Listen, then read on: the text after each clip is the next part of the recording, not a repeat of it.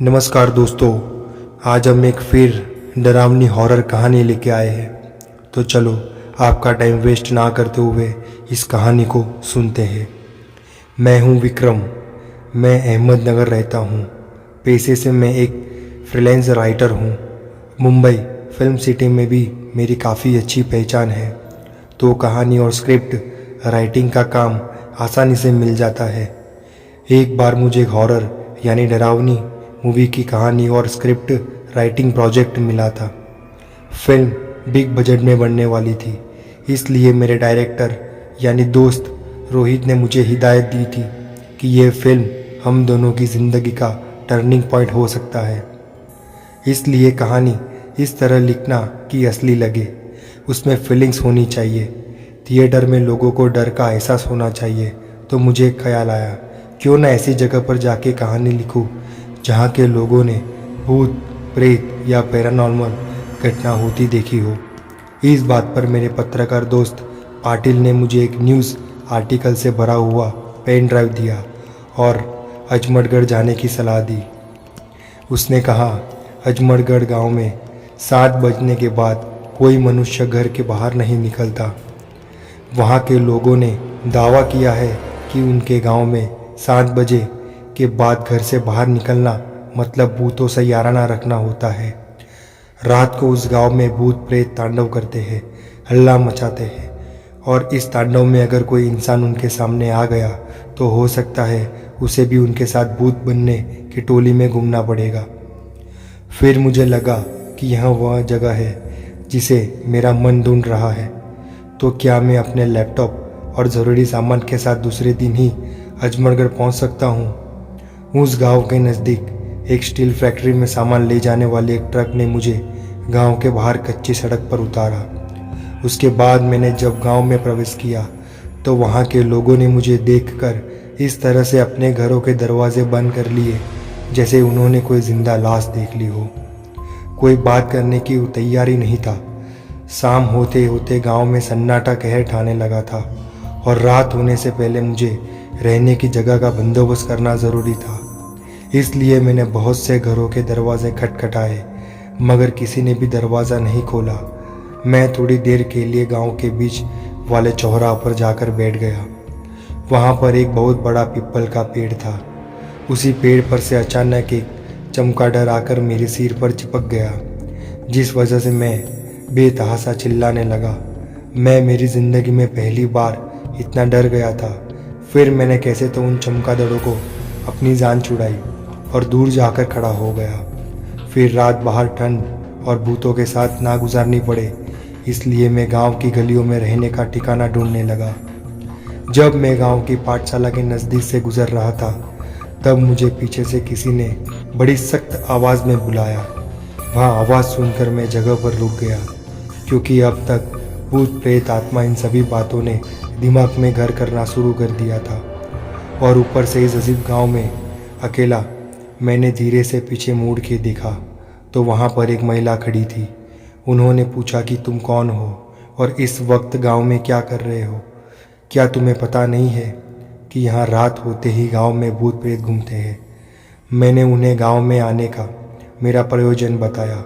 उन्होंने खुद के परिचय में बताया कि उनका नाम दुर्गा देवी है और वहाँ गांव की पाठशाला की हेड मास्टर है। मैंने दुर्गा देवी से कहा कि आप अगर मुझे कोई रहने की जगह बताएगी तो बड़ी कृपा होगी। वह बोली, मैं भी पहले इस गांव में रहती थी, पर अभी मैं गांव के पीछे वाले हिस्से में रहती हूँ।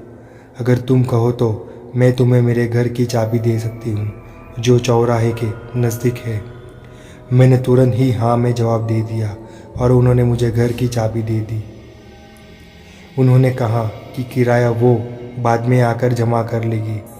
घर की चाबी मिलने के बाद मैं फटाफट से चौराहे के पास पहुंचा। वहां सिर्फ एक मकान पर ताला था, इसलिए मुझे मकान ढूंढने में दिक्कत नहीं हुई। प्रिंसिपल महोदय का घर काफ़ी बड़ा था और वहां पर लकड़ी का बड़ा सा मजबूत बेड भी था। मेरी स्टोरी राइटिंग के काम के लिए एक बहुत ही बढ़िया जगह मिल गई थी। इस बात के लिए मैंने मेरे इष्ट देव हनुमान जी को धन्यवाद कहा और अपने साथ लाया हुआ रात का भोजन बड़े चाव से ख़त्म किया।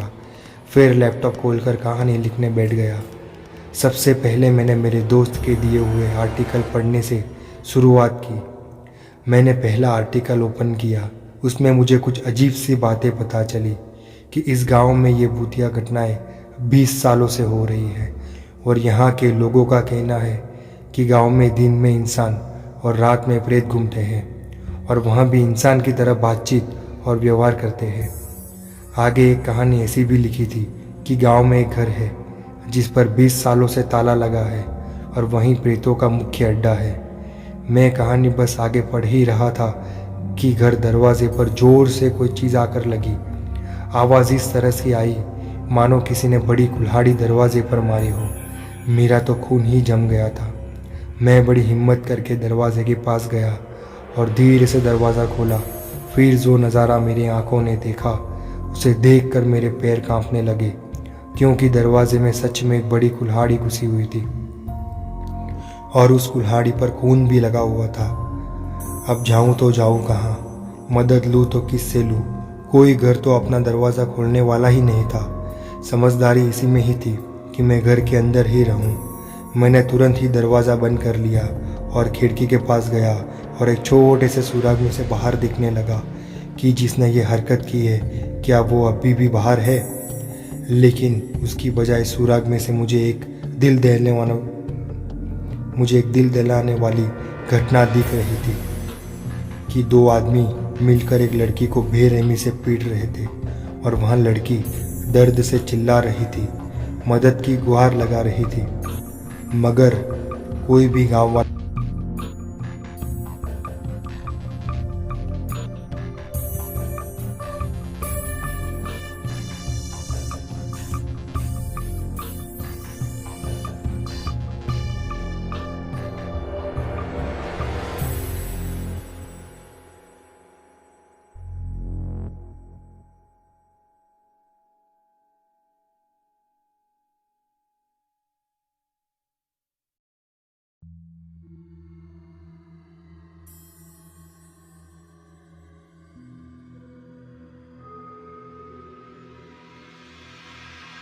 था।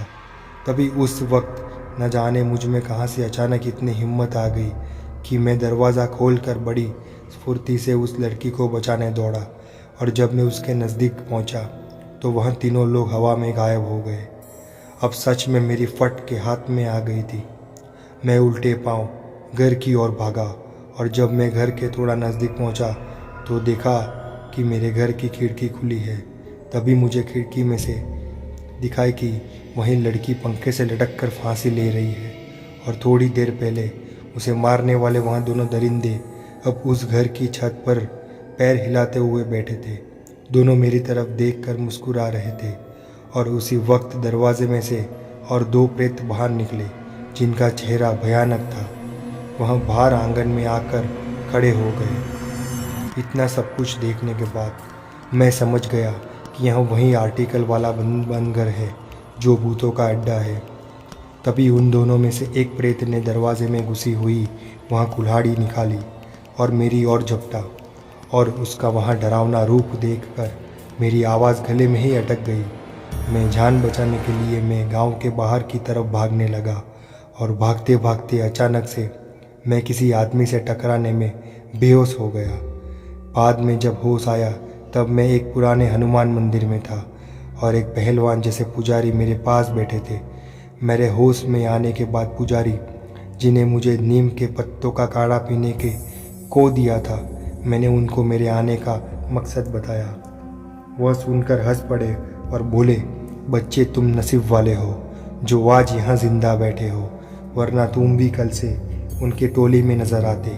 तब मैंने उनसे पूछा कि ये सब क्या माजरा है, वो सब कौन है जो गांव में रात को भयानक तांडव करते हैं। पुजारी जी ने कहा कि वो दोनों आदमी जो लड़की को पीट रहे थे वह उसके ससुर और पति थे और ये सब तमाशा गांव में हर रोज़ होता है, पर कोई दरवाज़ा नहीं खोलता।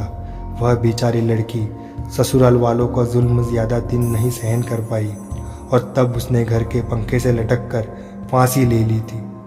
उसके बाद उस लड़की की माँ ने बदले की आग में उन दोनों के कुल्हाड़ी से टुकड़े टुकड़े कर दिए थे। आखिर में पुजारी जी पूछा, तुम्हें घर की चाबी पाठशाला की मैडम दुर्गा देवी ने दी थी ना? मैंने कहा हाँ। तब वह बोले कि वही उस लड़की की माँ है। बाद में उसने भी गांव के बाहर वाले घर में जहर खाकर आत्महत्या कर ली थी। यह सब हकीकत सुनने तक सुबह हो चुकी थी। फिर किसी तरह मैं उस घर में घुसकर मेरा लैपटॉप ले आया और एक सच्चे भूतिया अनुभव और बढ़िया कहानी के साथ पुजारी जी का धन्यवाद करने वापस उनके पास गया। उसके बाद मैं घर लौटा। तो दोस्तों, ये काफ़ी डरावनी कहानी थी। जब मैंने इस कहानी को पहले पढ़ी तो मेरे भी रोंगटे खड़े हो गए थे। अगर आपको भी ये कहानी अच्छी लगी हो तो हमें कमेंट में ज़रूर बताइए। अब हम बात करेंगे एक दूसरी कहानी के बारे में। इस कहानी का नाम है लालटेन वाला आदमी, जो एक आत्मा है। इस कहानी में एक भूत पर लेख लिखने वाले आदमी ने पहाड़ों पर रहने वालों में से किसी एक बूढ़े व्यक्ति से बात करता है, तो वहाँ बूढ़ा व्यक्ति एक अजीब अनुभव को साझा करता है, जिसे हमने कहानी में बताया है। बूढ़ा आदमी कहता है वह रात में अंधेरे में सड़क के एकांत सड़क पर चल रहा था, क्योंकि वहाँ चांदनी ज़्यादा नहीं थी। उसने एक आदमी को लालटेन लिए हुए आगे बढ़ते देखा और उसे पुकारा। वह आदमी नहीं मुड़ा।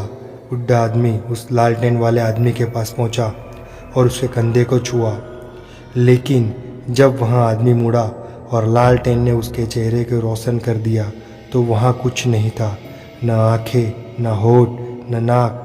फिर बूढ़ा मुड़ा और इतनी तेज़ से भागा कि उसे पता नहीं चला कि वह कहाँ गया। जैसा ही ऊपर कहानी में बताया गया है कि लालटेन वाला आदमी होता है और जब वहाँ मुड़ता है तो उसका सर, नाक, कान कुछ नहीं होता। अब हम बात करेंगे दूसरी कहानी के बारे में। ये एक आप बीती घटना है जो मेरी दादी के साथ घटी थी। मेरी दादी ने जब ये किस्सा मुझे सुनाई थी तब मेरे रोंगटे खड़े हो गए थे। ये घटना उनके साथ बचपन में घटी थी। तब की बात है जब वो 8 साल की थी। दादी की मायके वाली ज़मींदार थे। दादी की दादाजी मांस मछली खाने के शौकीन थे और वो रात के वक्त दारू पीते थे तो उसके साथ चखने में मछली खाते थे। उनके यहाँ एक लड़का काम करता था। उस लड़के का नाम सुधाकर था। एक पूर्णमासी की रात को वो लड़का नदी से मछली पकड़ने गया था। नदी के जल चांद की रोशनी से चमक रही थी। रास्ते भी चांदनी रात में हल्की से दिखाई दे रही थी। दादी ने खेलते खेलते नदी के पास चली गई और जब वो सुधाकर को मछली पकड़ते हुए देख लिया तो वो उनके पास चली गई। सुधाकर ने उनके देखकर घर वापस चले जाने को कहा, पर दादी जीत पर अड़ी रही कि वो वहाँ बैठकर मछली को टोकरी में भरेगी। जब वो नहीं मानी तब सुधाकर ने ज़बरदस्ती एक हाथ में दादी को और दूसरे हाथ में मछली से भरी हुई टोकरी को पकड़ के चलने लगा। तभी दादी को दिल को दहला देने वाला और एक भयानक दृश्य देखने को मिला। अभी भी ये बात बोलते वक्त मुझे डर लग रहा है। वहाँ पर बड़े बड़े बांस के पेड़ था। वो बांस के पेड़ सब एकदम से अचानक एक साथ नीचे सो गए और धड़ाम से बारिश की बूंदों की तरह रेत बरसाने लगे। ऊपर से फिर एक साया उनके पीछा करते हुए आ रहा था। थोड़े दूर तक एक अजीब से चीखने की आवाज़ सुनाई दे रही थी। सुधाकर कुछ बड़बड़ा रहा था, शायद हनुमान चालीसा बोल रहा था। उसने टोकरी से कुछ मछली वहाँ फेंक दिया। तभी कुछ क्षण के बाद वो पेड़ पर फिर से ऊपर उड़ गए और वो आवाज़ और सुनाई नहीं दी। सब कुछ पहले जैसा हो गया था। उस जगह पे नदी के कुछ ही दूरी पर शमशान घाट था। वहाँ के लोगों का कहना था जो भी लोग वहाँ मछली पकड़ने जाते थे अपनी टोकरी से कुछ मछली वहाँ फेंक के सीधा मुँह आते थे। कोई पीछे से मुड़कर दोबारा नहीं देखता था। उस रात सुधाकर ने दादी को वहाँ से ले जाने के चक्कर में वो चीज़ करना भूल गया। कहते हैं आत्माओं की मांसाहार आदि चीज़ों में आस होती है।